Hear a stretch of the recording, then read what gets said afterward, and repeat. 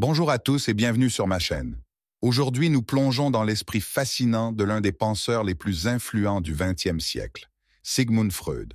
Connu comme le père de la psychanalyse, Freud a révolutionné notre compréhension de l'esprit humain, de l'inconscient et de la psychologie.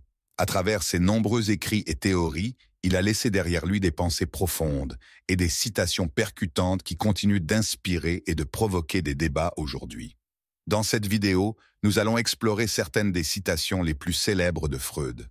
Que vous soyez un étudiant en psychologie, un passionné de philosophie ou simplement curieux de mieux comprendre le fonctionnement de l'esprit humain, cette vidéo est pour vous. Alors, installez-vous confortablement et laissez-moi vous guider à travers les pensées provocantes et les idées révolutionnaires de Sigmund Freud.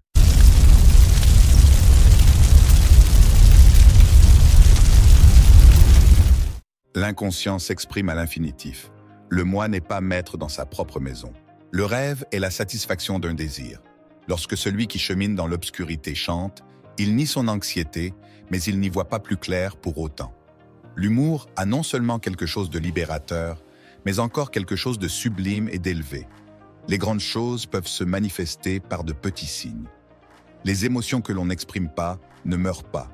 Elles sont enterrées vivantes et reviennent nous hanter plus tard sous une autre apparence. Le rêve ne pense ni ne calcule. D'une manière générale, il ne juge pas. Il se contente de transformer.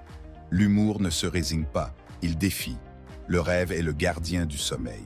Le caractère normal de la vie sexuelle est assuré par la conjonction vers l'objet et le but sexuel de deux courants, celui de la tendresse et celui de la sensualité.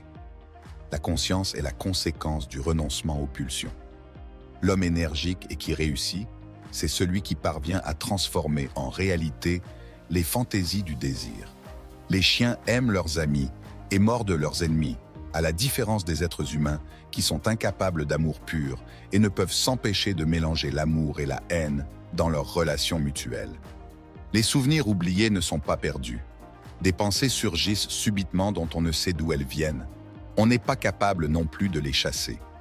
Le bonheur est un rêve d'enfant réalisé dans l'âge adulte. L'inconscient s'exprime à l'infinitif. Lorsque celui qui chemine dans l'obscurité chante, il nie son anxiété, mais il n'y voit pas plus clair pour autant. Au commencement des temps, les mots et la magie étaient une seule et même chose. En plus de la nécessité, c'est l'amour qui est le plus grand éducateur. La liberté individuelle n'est nullement un produit culturel. Chaque rêve qui réussit est un accomplissement du désir de dormir. La question du sort de l'espèce humaine me semble se poser ainsi. Le progrès de la civilisation saura-t-il, et dans quelle mesure, dominer les perturbations apportées à la vie en commun par les pulsions humaines d'agression et d'autodestruction?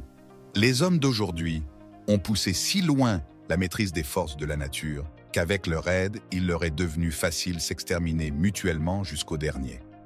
Non, la science n'est pas une illusion. Mais ce serait une illusion de croire que nous puissions trouver ailleurs ce qu'elle ne peut pas nous donner. Autrui joue toujours dans la vie de l'individu le rôle d'un modèle, d'un objet, d'un associé ou d'un adversaire. Celui dont les lèvres se taisent bavarde avec le bout de ses doigts. Il se trahit par tous ses pores. Au fond, personne ne croit à sa propre mort. Et dans son inconscient, chacun est persuadé de son immortalité. L'opposé du jeu n'est pas le sérieux, mais la réalité. L'activité sexuelle s'est d'abord étayée sur une fonction servant à conserver la vie, dont elle s'est rendue indépendante. Le maintien de la civilisation offre la possibilité d'obtenir de chaque nouvelle génération une nouvelle transformation des penchants, condition d'une civilisation meilleure. S'il est librement choisi, tout métier devient source de joie particulière, en tant qu'il permet de tirer profit de penchants affectifs et d'énergies instinctives. Si l'humanité était capable de s'instruire par l'observation directe des enfants, j'aurais pu m'épargner la peine d'écrire ce livre. La joie de satisfaire un instinct resté sauvage est incomparablement plus intense que celle d'assouvir un instinct dompté.